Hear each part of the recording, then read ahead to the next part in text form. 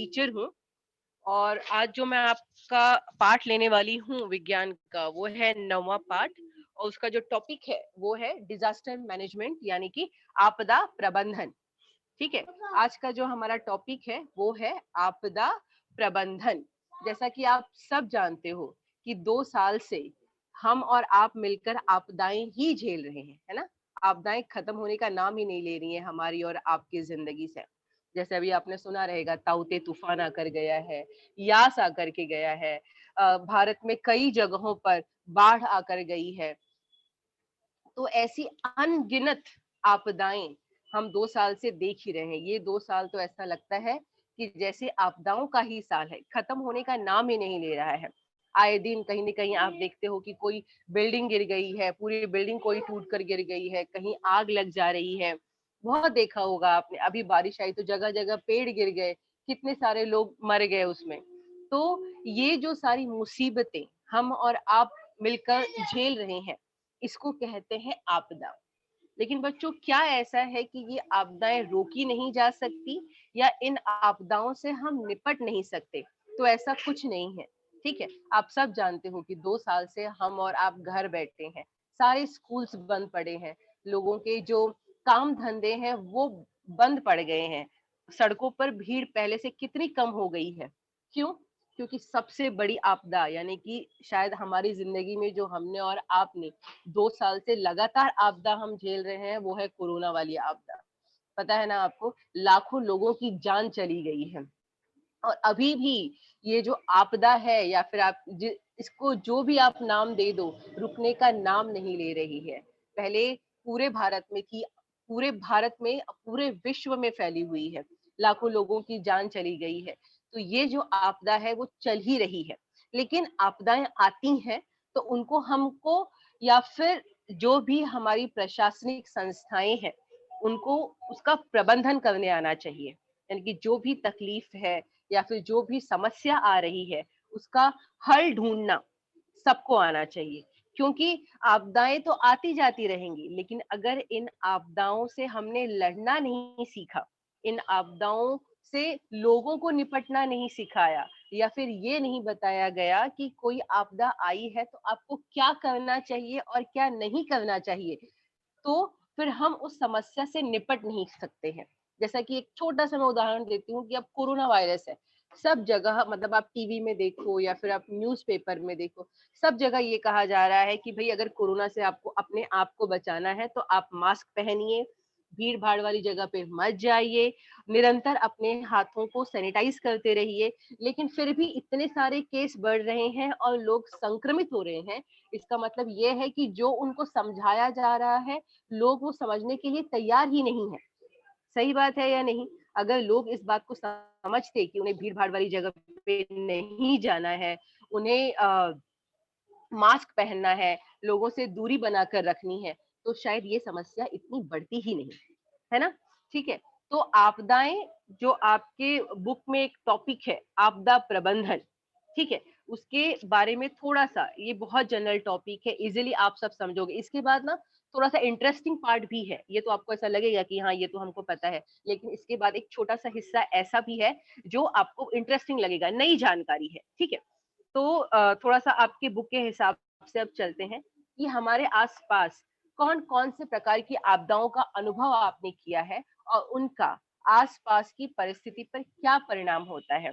तो बच्चों, जो आप लगातार, अगर आप न्यूज़पेपर पढ़ते हो या फिर आप समाचार देख रहे हो या फिर एक तो सिंपल सी आपदा है कि जब भी मुंबई में बारिश होती है, सब जगह पानी भर जाता है। तो ये आपदा पूरे मुंबई वाले झेलते हैं, ठीक है? इसके अलावा कहीं बिजली गिर जाती है, उनके ऊपर बिजली गिर गई है तो लोगों की जान चली गई है, बाढ़ आ जाती है, अभी आपने सुना रहेगा बिहार में बाढ़ आई थी, उसके बाद उड़ीसा में बाढ़ आई थी, ठीक है? आग लग जाती है, कितनी, आपने थोड़े दिन पहले ही देखा होगा कि एक कोरोना के बीच में एक जगह आग लग गई थी, पूरी फैक्ट्री जल के खाक हो गई है और किसी को नहीं पता है कि वो आग कैसे लगी है।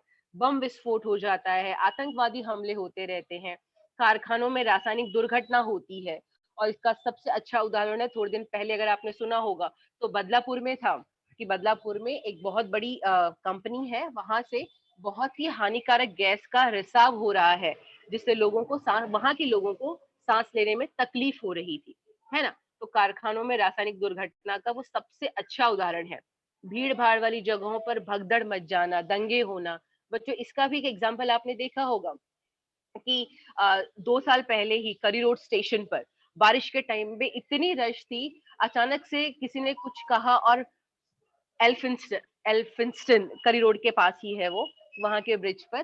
तो वहाँ पे भगदड़ मच गई कि ब्रिज टूट गया है। सिर्फ ये अफ़वाह फैली और लोगों ने इतनी भगदड़ मचा दी कि पता नहीं कितने लोग जख्मी हो गए, कितने लोगों के हाथ-पैर टूट गए, कई लोगों की जान चली गई, है ना? तो ये सारी आपदाएँ हमारे आस-पास आती रहती हैं, लेकिन आपदाओं का प्रबंधन करना, उससे निपटना हमें आना चाहिए।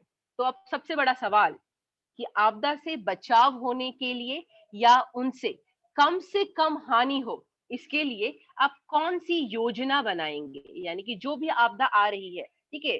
जैसे हमारी ज़िंदगी में समस्याएँ आती-जाती रहती हैं, लेकिन हमें हर समस्या से लड़ना आना चाहिए, निपटना आना चाहिए। इनसे भागकर हम कहीं नहीं जा सकते। वैसे ही आपदाएँ आती-जाती रहती हैं, लेकिन उनसे कम हानि हो, इसके लिए हम क्या योजना बना सकते हैं या फिर हम कैसे प्लानिंग करें कि ये जो आपदा है उससे हम निपट जाएं बच्चों। ठीक है, देखो इसका सबसे अच्छा उदाहरण पता है, अभी मुंबई का मैं देती हूँ आपको। अभी तो ये 4 दिन बारिश में हाई अलर्ट था कि बहुत बारिश होने वाली है मुंबई में, और हो भी रही है। ठीक है, इसके पहले भी थोड़े दिन पहले जब जून में बारिश हुई थी, तो ऐसा जो हमारा मौसम विभाग है उसने ऐसी जानकारी प्रसारित की थी कि बहुत बारिश होने वाली है। तो जो यहाँ का डिजास्टर, मुंबई की जो डिजास्टर मैनेजमेंट टीम है, उसने क्या किया था कि जो ये समुद्र के किनारे वाले एरिया है या फिर तालाबों के किनारे वाले एरिया है, वहां से लोगों को निकाल करके उन्हें स्कूलों में रखा था थोड़े दिनों के लिए, कि अगर बाढ़ आई या फिर ये मीठी नदी का आप एग्जांपल ले लो, बाढ़ आई तो लोगों को हानि ना हो, इसलिए वहां रहने वाले लोगों को थोड़े दिन तक स्कूल में या फिर टेंट बनाकर रखा गया था। तो ऐसी योजनाएं बनाई जाती हैं ताकि लोगों को ये लोगों का जान का और माल का नुकसान कम से कम हो सके। ठीक है, इसके बाद आपदा प्रबंधन का, ठीक है, क्या एम होता है, क्यों किया जाता है ये आपदा प्रबंधन?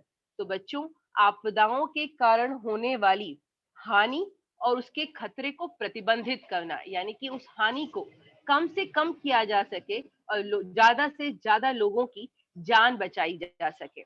तो कैसे हम ये कर सकते हैं? हम ये तभी कर सकते हैं कि जब हम परिस्थिति को समझें और उसका सामना करने की क्षमता का विकास लोगों के अंदर करें। देखो क्या होता है ना कि अब तूफान आने वाला है या बाढ़ आने वाली है, तो लोग डर जाते हैं। अभी कोरोना में ये लोग कितने डरे हुए थे, जबकि डरना नहीं था। क्या करना था? सिर्फ घर में रहना था। लेकिन पहले साल, अभी तो लोग बहुत फ्री हो गए हैं, लेकिन जब शुरू-शुरू हुआ तो लोग बहुत डरे हुए थे। तो डरना नहीं है। क्या करना है, कोई भी आपदा आई तो हमें उसकी परिस्थिति को समझना है और उसका सामना करने की क्षमता का विकास करना है लोगों के अंदर। ठीक है, आपदा निवारण करना, तीसरा पॉइंट देखिए, आपदा निवारण करना, खतरे का स्वरूप तथा व्याप्ति को कम करना। ठीक है, जो भी आपदा आई है उसका सही सलूशन ढूंढना, उस समस्या का निवारण करना, हम कैसे लड़ सकते हैं। जैसे अभी आपको पता है कोरोना आया है तो मास्क लगाना है, उसके बाद अभी जो एक सबसे सिंपल चीज आई है, वैक्सीन लगवानी है। लेकिन लोगों में अभी भी कितना भय है उस वैक्सीन को लेकर के कि नहीं, वैक्सीन लगाया तो हमको ये हो जाएगा, हम मर जाएंगे, पता नहीं क्या क्या, है ना? तो फिर क्या करना है हमको? इस आपदा का क्या कहते हैं, डरना नहीं है, उसके हल ढूंढने हैं, और जो हल मिले हैं या फिर जो सॉल्यूशंस हमारे पास है उनको स्वीकार करना है। ठीक है, ताकि हम उससे जो नुकसान होने वाला है उसको हम कम कर सके। आपदा का सामना करने हेतु पूर्व तैयारी करना, पूर्व तैयारी समझते हो ना, जैसे लोगों को हटा दिया बाढ़ आने के पहले या तूफान आने के पहले, मछुआरों को सूचित कर दिया कि अरे भाई बाढ़ आने वाली है, आप मछली पकड़ने न जाए। किसानों को बता दिया कि आप खेत में मत जाओ, बहुत बारिश होने वाली है। ठीक है, अभी देखो पूर्व तैयारी, यानी कि अभी क्या चल रहा है हमारे मतलब कोरोना को लेकर, जो हमारे एकदम कोरोना हॉट टॉपिक है जो हमारा, कि थर्ड वेव आने वाली है। तो जो अपनी महाराष्ट्र की सरकार है या भारत की सरकार है, उसने पूर्व तैयारी शुरू कर दी है। क्या किया है पूर्व तैयारी शुरू करने के लिए? हॉस्पिटल्स में बेड बढ़ा दिए। ठीक है, और जैसा कि पता है कि जब दूसरी ये आई, दूसरी लहर आई, तो लोग ऑक्सीजन की बहुत कमी हुई लोगों को उस टाइम, है ना? सबसे ज्यादा जो लोग मरे हैं वो ऑक्सीजन की कमी से मरे हैं। तो बहुत जगह अभी क्या किया जा रहा है पूरे भारत में कि ऑक्सीजन के प्लांट लगाए जा रहे हैं। ताकि आर्टिफिशियल या फिर जो मेडिसिनल ऑक्सीजन है वो बनाई जा सके, और जब जरूरत पड़े तो वो कम नहीं पड़नी चाहिए हमको। ठीक है ना, आपने देखा रहेगा समाचार में कितने लोग बिना ऑक्सीजन के मर गए। ठीक है, इसके बाद आपदा संकट के समय तत्काल कृति करना, कि समझो आपदा आ गई तो तत्काल कृति क्या होनी चाहिए, क्या काम होना चाहिए हमारा ऑन द स्पॉट उस समय। ठीक है, उसके बाद आपदाओं के कारण हुई हानि तथा उसकी तीव्रता का अनुमान लगाना। ठीक है, कि कितनी हानि हुई है उसका अनुमान लगाया जा सकता है क्या। जैसे देखो कोरोना की वजह से सब बंद पड़ा है बच्चों, तो ना ये कितने लोगों की जान गई है, लाखों लोगों की जान गई है, कितने लोगों का रोजगार चला गया है। आपने देखा होगा प्रॉब्लम में, न्यूज में, कि कितनी प्रॉब्लम हुई। ये अपने जो मजदूर भाई हैं या फिर इतनी दूर चल के गए, वो यहाँ से लेकर ये जितने भी ट्रेनें थी या बस थी, सबको बंद कर दिया गया था, यातायात की सुविधाएं लगभग ना के बराबर थी, तो कितना नुकसान हुआ लोगों को। ठीक है, इतना ही नहीं, पूरे भारत को या फिर पूरे देश को बहुत आर्थिक नुकसान हुआ है, पैसे का नुकसान भी बहुत ज्यादा हुआ है। ठीक है, बचाव एवं मदद कार्य आपदा के समय बच्चों। ठीक है, तो बचाव और मदद कार्य में आप जानते हो कि कितने लोग आगे आए और कोरोना में उन्होंने हेल्प की। उसका सबसे बड़ा उदाहरण, जो सबसे बड़े हीरो बन गए उसमें सोनू सूद का आपने देखा रहेगा, कि उन्होंने लोगों को एक जगह से दूसरी जगह ले जाने की मदद की, लोगों को मेडिकल फैसिलिटी प्रोवाइड की, बिना कुछ किसी मतलब ना बिना कुछ रिटर्न की अपेक्षा किए।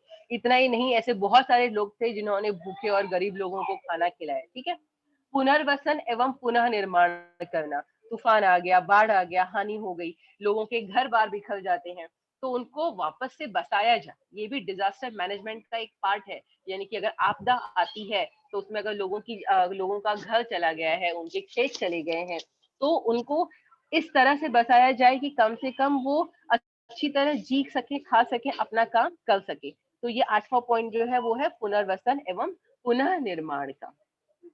ठीक है बच्चों, इसके बाद जो आपका टॉपिक आता है वो है आपदा में जख्मी हुए लोगों का प्रथमोपचार।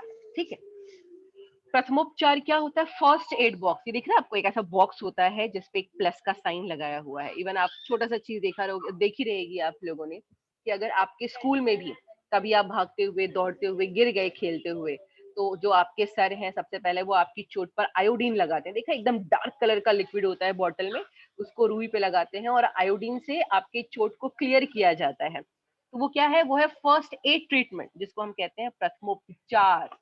ठीक है, तो प्रथम उपचार का मतलब होता है कि अगर कोई भी जख्म हुआ है, चोट हुई है, तो सबसे पहला ट्रीटमेंट क्या दिया जाएगा, उसी को हम कहते हैं प्रथमोपचार। ये थोड़ा सा इंटरेस्टिंग टॉपिक है और स्लाइड्स भी अच्छी है, तो आप बने रहिए, वो बाकी के स्लाइड्स फिर आपको देखने मिल जाएगी। ठीक है, तो प्रथमोपचार का प्रमुख उद्देश्य क्या होता है, इसका उद्देश्य होता है प्राण हानि को टालना, सेहत अधिक खराब होने से रोकना तथा पुनः लाभ की प्रक्रिया की शुरुआत करना। इसके लिए प्रथमोपचार या शीघ्रता से करने वाले उपाय कौन कौन से हैं, ये जानना महत्वपूर्ण है। समझे क्यों फर्स्ट एड दिया जाता है या प्रथम उपचार दिया जाता है, ताकि ज्यादा हानि ना हो सके, हम कम से कम हानि सामने वाले को होने दें और उसको बचाया जा सके। ये प्रथम उपचार का उद्देश्य होता है बच्चों। ठीक है, तो देखो ये आप देख रहे हैं, आपको जो डायग्राम में दिखाई दे रहा है, इसको कहते हैं कृत्रिम श्वासोच्छवास। ठीक है, जो ये दूसरा पॉइंट है आपका। तो प्रथम उपचार के मूल तत्व क्या होता है, सुचेतना और पुनर्जीवन। यानी कि जिसको भी चोट लगी है उसको थोड़ा सा बचाया जा सके, उसको थोड़ा सा रिलैक्स कर सके हम फर्स्ट ट्रीटमेंट दे करके। ठीक है, तो श्वसन मार्ग, समझो कि अगर किसी को सांस लेने में तकलीफ हो रही है तो क्या करना चाहिए आपको। मान लो कि आप कहीं जा रहे हो, अगर किसी को भी सांस लेने में तकलीफ हो रही है और आपको समझ में नहीं आ रहा है कि क्या कर, अरे मैं कैसे बचाऊं सामने वाले को, या मैं क्या कर सकती हूँ बच्चों, तो जो आपकी बुक आपको सिखाती है वो ये, कि अगर सांस लेने में तकलीफ होती है ना, तो सर को नीचे करना चाहिए और ठुड्डी को ऊपर करना चाहिए। ठीक है, तो सर को नीचे और ठुड्डी मतलब ये जो आपका चिन्ह होता है इसको ऊपर करें। इसकी वजह से क्या होता है कि जो श्वसन नलिका है ना वो खुल जाती है। तो अगर श्वसन नलिका खुल जाती है तो हवा जो है या जो ऑक्सीजन है वो आराम से पास हो सकती है गले के नीचे। ठीक है, तो ये प्रथम उपचार का भाग है, कि अगर किसी को सांस लेने में तकलीफ हो रही है तो उसके सर को नीचे करो और ठुड्डी को ऊपर करो, ताकि श्वसन नलिका खुल जाए और जो ऑक्सीजन है वो आराम से अंदर जा सके। उसके बाद है श्वासोच्छवास। ठीक है, ये आपने देखा रहेगा कब, एक बहुत दुखद कहते हैं ना पिक्चर जो हमने देखी है, कि जब ऑक्सीजन की कमी हो रही थी लोगों को, तो कितने सारे लोग थे जो अपने मरते हुए लोगों को मुंह से हवा दे रहे थे, है ना। तो वो एक तरीके का प्रथम बोलते हैं ना प्रथमोपचार है, कि जब मतलब सांस लेना बंद हो गया है, तो उसको मुंह से हवा दी जा सकती है, ऑक्सीजन भरी जा सकती है। ठीक है, ये फर्स्ट एड है। अगर कुछ नहीं मिले तो हम क्या कर सकते हैं। तो वो एक बहुत दो चार पिक्चर जो दुखद, इसको दुखद ही कहेंगे, कि लोगों को ऑक्सीजन नहीं मिल रहा था और उनके जो परिजन थे वो अपने मुंह से उनको ऑक्सीजन देने की कोशिश कर रहे थे। ठीक है, उसके बाद जो नेक्स्ट है वो है रक्ताभिसरण। ठीक है, ये समझाने के पहले ना मैं आपको एक स्लाइड दिखाती हूँ बच्चों। ठीक है, ये देखो, ये आपने देखा रहेगा कि अगर किसी के दिल की धड़कन रुक गई है, या फिर जब डॉक्टर को ऐसा लगता है, हाँ, ये आम लोग नहीं करते, डॉक्टर इसके लिए स्पेशल ट्रेनिंग दी जाती है, कि जब किसी की ऐसा लगता है कि उसके बॉडी में ब्लड सर्कुलेशन नहीं हो रहा है, खून ने दौड़ना बंद कर दिया है ना, तो क्या करते हैं कि उसके दिल पर ऐसे हाथ रखते हैं, देखो नीचे हाथ रखा है और दूसरा हाथ उसमें फंसा के रखा है, ताकि थोड़ा सा हाई प्रेशर दिया जा सके। बोलते हैं ना, इसको हार्ट को पंप करते हैं। तो हार्ट को पंप करते हैं तो क्या करता है, देखो हमारे पूरे शरीर में ना जो खून को भेजने का काम है वो हमारा दिल करता है। समझ लो कि जो हमारा दिल है ना वो इंजन है हमारी बॉडी का। ठीक है, तो अगर वहां से ब्लड यानी कि खून पूरे शरीर में बराबर जा रहा है ना, तो हमारा शरीर बराबर काम करता है। लेकिन अगर हार्ट ने काम करना बंद कर दिया ना, हमारे इंजन ने काम करना बंद कर दिया, तो हमारा शरीर गया। ठीक है ना, दिमाग काम करेगा ना शरीर काम करेगा। तो ये जो टेक्निक है ना, इसको मेडिकल भाषा में कहते हैं सीपीआर। क्या कहते हैं, सीपीआर। और जब कभी ऐसा होता है तो इसको 15 बार करते हैं। ऐसा पंप जो होता है ना प्रेस करने का, सिर्फ 15 बार, यही नहीं, ऐसा नहीं करते कि लगातार दबाते रहो आधे घंटे तक, नहीं। ये जो दबाओ और छोड़ो, मतलब उसके हाथ पे ऐसा उसके दिल पर ऐसा हाथ रखते हैं, दूसरा हाथ ऐसे फंसाते हैं अपने हाथ में, और 15 टाइम 15 बार उसको जोर से प्रेस करना है, छोड़ना है, ये काम किया जाता है। ये ट्रेंड डॉक्टर्स करते हैं ये काम। इस टेक्निक को हम कहते हैं सीपीआर, यानी कि कार्डियो पल्मोनरी रिससिटेशन, जिससे जो जिसको जरूरत है इस चीज की, उसके शरीर में खून जो है वो वापस से दौड़ता है। ठीक है, इसको कहते हैं ब्लड सर्कुलेशन बढ़ाना।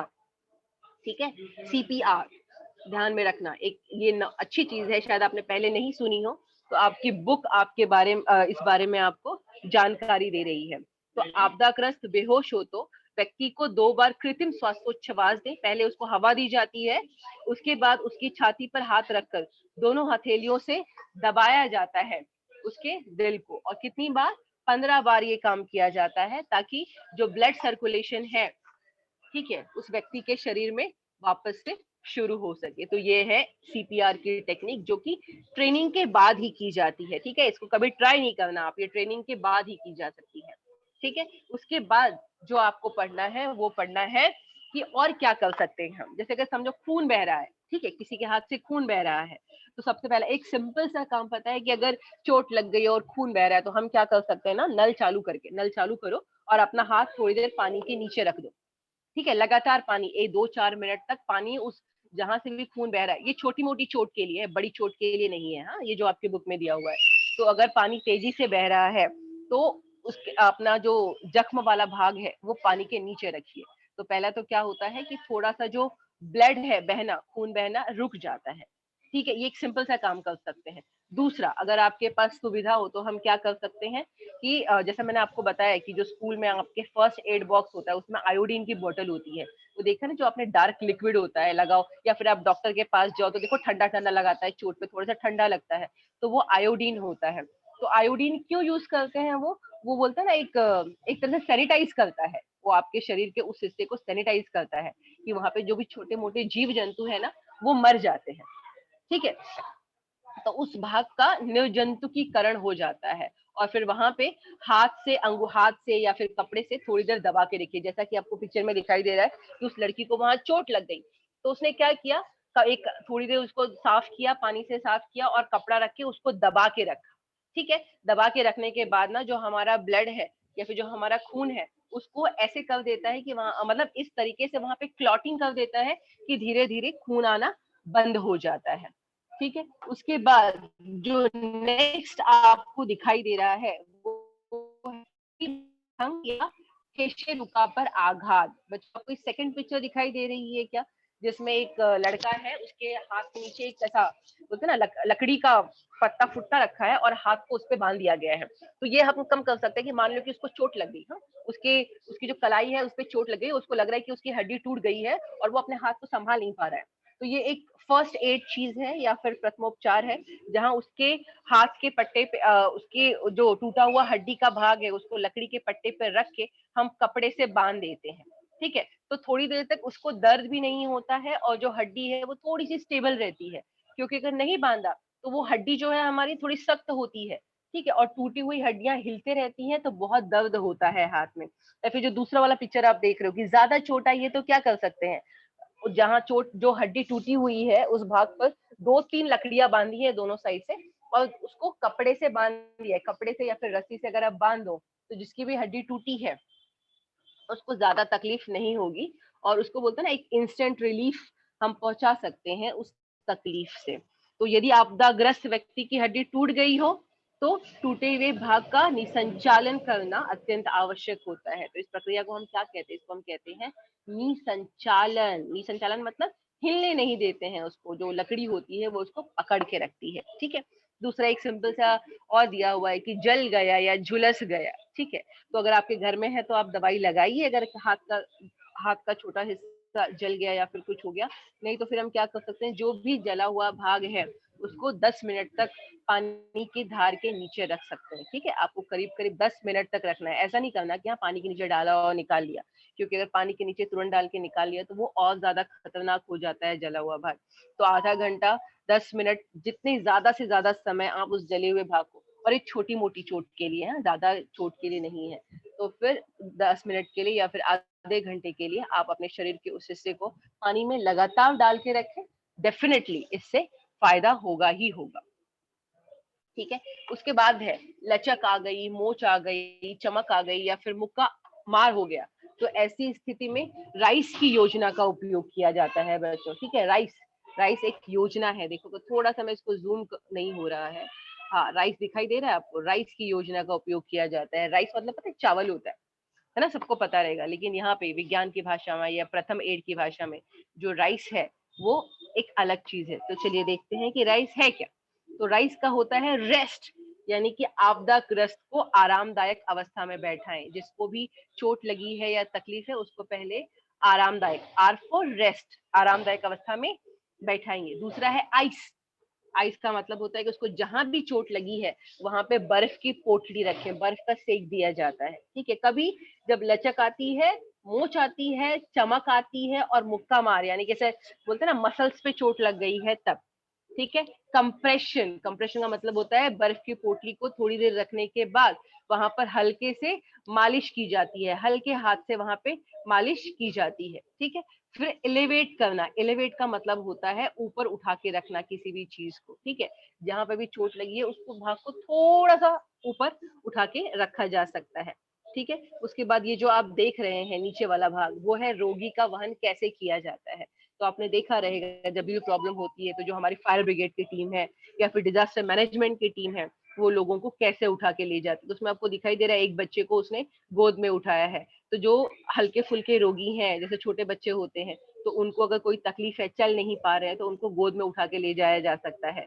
ठीक है, या फिर ऐसी बैसाखी पद्धति, जैसे देखा अगर कोई बड़ा आदमी है तो कंधे पे एक हाथ डाला, उसको सहारा दिया और फिर ऐसे हम उसको ले जा सकते हैं। या फिर पीठ पर लाद कर, है ना, तो जो जिन लोगों को पीठ पे लादा जा सकता है ऐसे पीठ पर भी लाद करके रोगी को अगर होश में है तो ले जाया जा सकता है। ठीक है, या फिर खींच कर ले जाना या उठा कर ले जाना, दो लोग मिलके रोगी को उठा करके भी एक जगह से दूसरी जगह ले जा सकते हैं। लेकिन अगर रोगी बेहोश है, समझो वो हाथ पैर नहीं संभाल पा रहा है, बहुत भारी है आपको उठाने के लिए, तो क्या कर सकते हैं, उसको हम खींच करके ले जा सकते हैं। तो ये सारे पद्धतियां आपके बुक में आपको बताई गई हैं।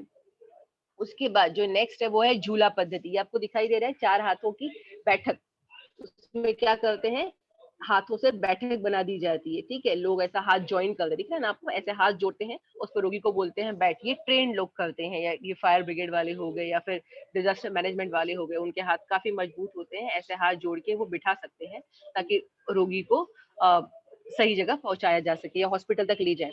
जो ये दो ऊपर के पिक्चर्स आपको दिखाई दे रहे हैं उसके बाद देखो अग्निशमन दल की ऊपर उठाने की तकनीक, जो हमारी फायर ब्रिगेड की टीम होती है, समझो कि निकाल रहे, कहीं बिल्डिंग में आग लग गई है, कुछ हो गया है और लोगों को उठा करके लेके जाना है, कोई मिला उनको जो बेहोश है आग की वजह से या धुएं की वजह से, तो वो इस तरह से अपने कंधों पर लोगों को उठाते हैं और लेकर के जाते हैं। या फिर अगर स्ट्रेचर अवेलेबल है, जब अगर मेडिकल टीम पहुंच जाती है तो क्या करते हैं, स्ट्रेचर होता है, स्ट्रेचर देखा रहेगा ना, जिसपे से 4 डंडे लगे होते हैं और रोगी को सुला करके लेकर जाते हैं।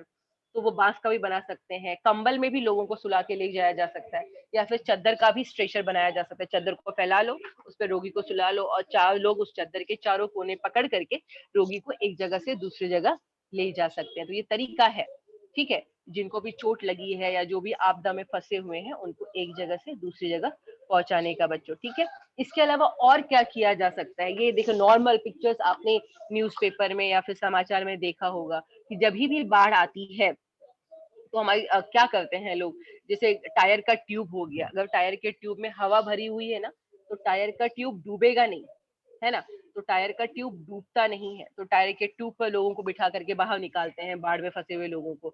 या फिर नाव, ऐसी हवा वाली नाव भी होती है कि अगर कहीं भी बहुत पानी भर गया तो उस पे लोगों को बिठा करके हम पानी वाले इलाके से बाहर निकाल सकते हैं।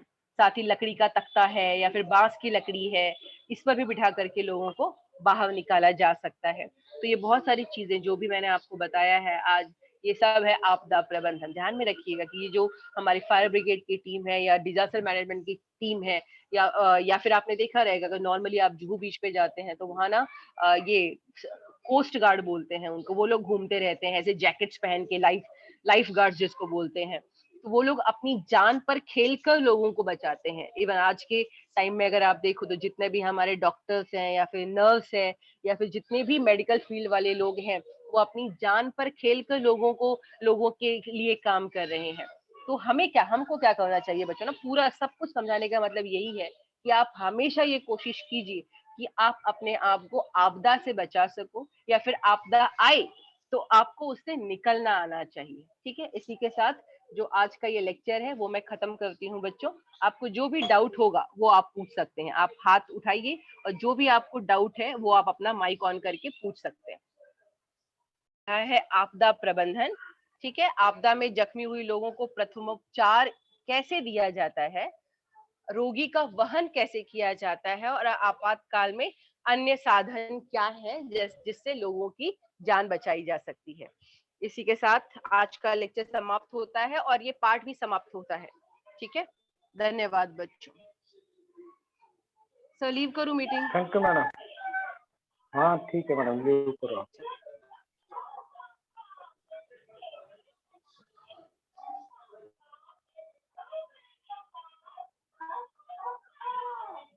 Thank you student. तो अगले लेक्चर में हम लोग मंडे को मिलेंगे सुबह 8 बजे। Thank you.